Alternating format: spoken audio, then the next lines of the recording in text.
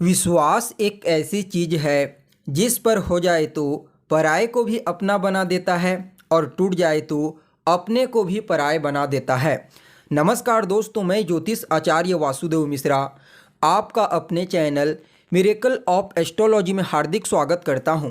दोस्तों, आज का यह ज्योतिष का कार्यक्रम आप लोगों के लिए, मीन राशि वालों के लिए बेहद ही ज़्यादा खास और महत्वपूर्ण कार्यक्रम साबित होने वाला है। जैसा कि आपने थंबनेल में स्पष्टता के साथ देख ही लिया होगा कि मकर संक्रांति के पश्चात हुआ बहुत बड़ा उछाल जानकर खुशी से झूम उठोगे। जी हाँ दोस्तों, गोचर कुंडली में ग्रहों के सम्राट सूर्य महाराज और देवताओं के गुरु बृहस्पति, इन दोनों के बीच में चौथे दसवें यानी कि केंद्र का कॉम्बिनेशन बन गया है। और ज्योतिष शास्त्र में चाहे वह चौथे दसवें यानी कि केंद्र का कॉम्बिनेशन हो या फिर नवम पंचम यानी कि त्रिकोण का कॉम्बिनेशन, इन दोनों को ही अत्यंत ही श्रेष्ठ माना जाता है। जी हाँ, जब भी कोई दो ग्रह जो आपस में नैसर्गिक रूप से मित्रता रखते हैं, अगर वह एक दूसरे से चौथे दसवें या फिर नवम पंचम का कॉम्बिनेशन बनाते हैं तो दोनों के दोनों अपना सर्वश्रेष्ठ परिणाम देने के लिए बाध्य हो जाते हैं। और ऐसा ही कुछ अब आपको अपने जीवन में देखने को मिलेगा।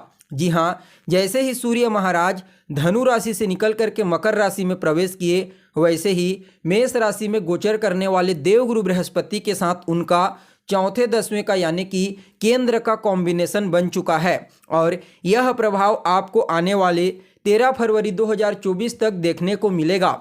तो ऐसे में दोस्तों, बड़े विस्तार के साथ जानने का प्रयास करेंगे कि किस प्रकार से सम्राट सूर्य और देवगुरु बृहस्पति आपस में चौथे दसवें का कॉम्बिनेशन बना करके आपको परिणाम प्रदान करेंगे।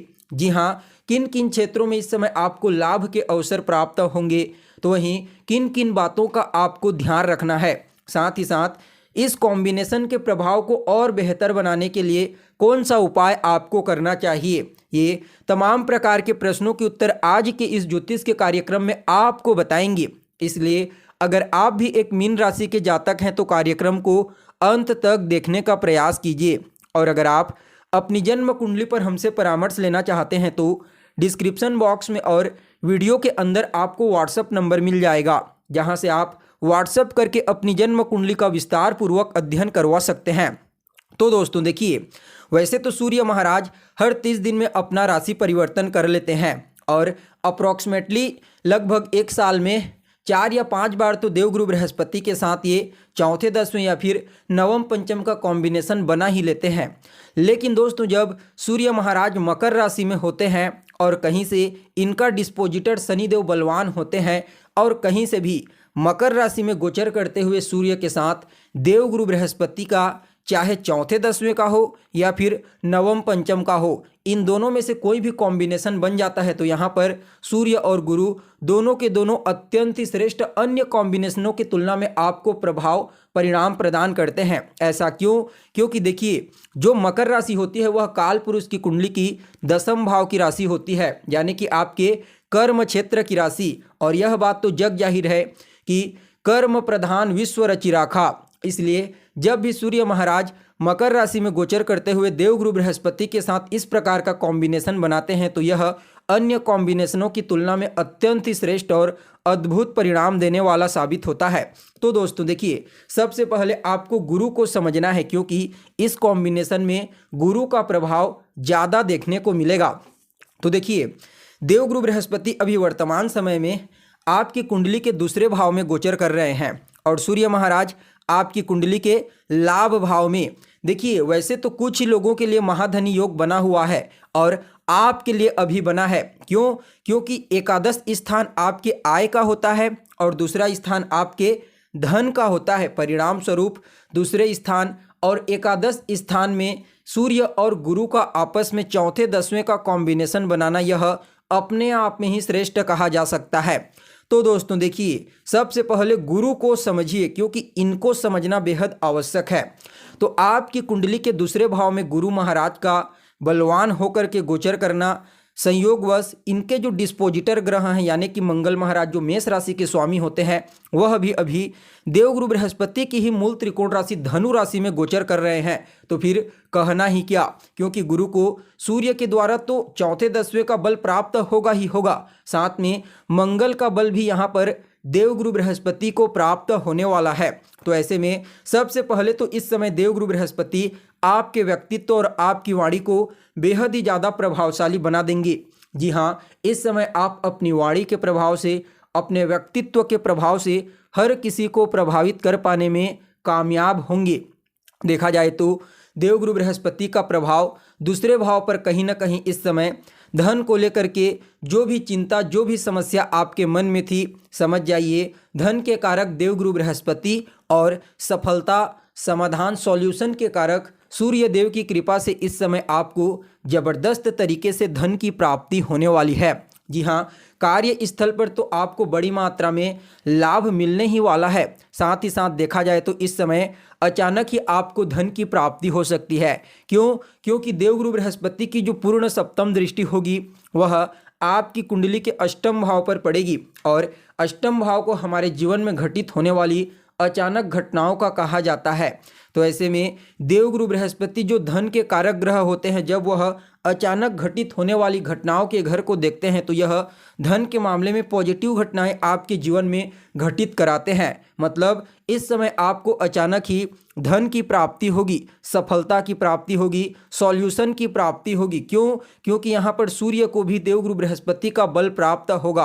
परिणाम स्वरूप अष्टम भाव पर तो देवगुरु बृहस्पति की दृष्टि पड़ेगी, लेकिन सूर्य जो सॉल्यूशन के कारक होते हैं, जो लाभ भाव में गोचर कर रहे हैं, उनका भी प्रभाव आपको देवगुरु बृहस्पति अचानक ही आपको प्रदान करेंगे, जो आपके लिए अत्यंत ही श्रेष्ठ कहा जा सकता है। अष्टम भाव पर दृष्टि पड़ना मतलब आपके जीवन में समस्याओं, परेशानियों, कठिनाइयों को खात्मा करने वाला समय कहा जा सकता है। इस समय जो जातक रिसर्च के फील्ड में कार्य कर रहे हैं, समझ जाइए उन्हें विशेष सफलता की प्राप्ति होगी।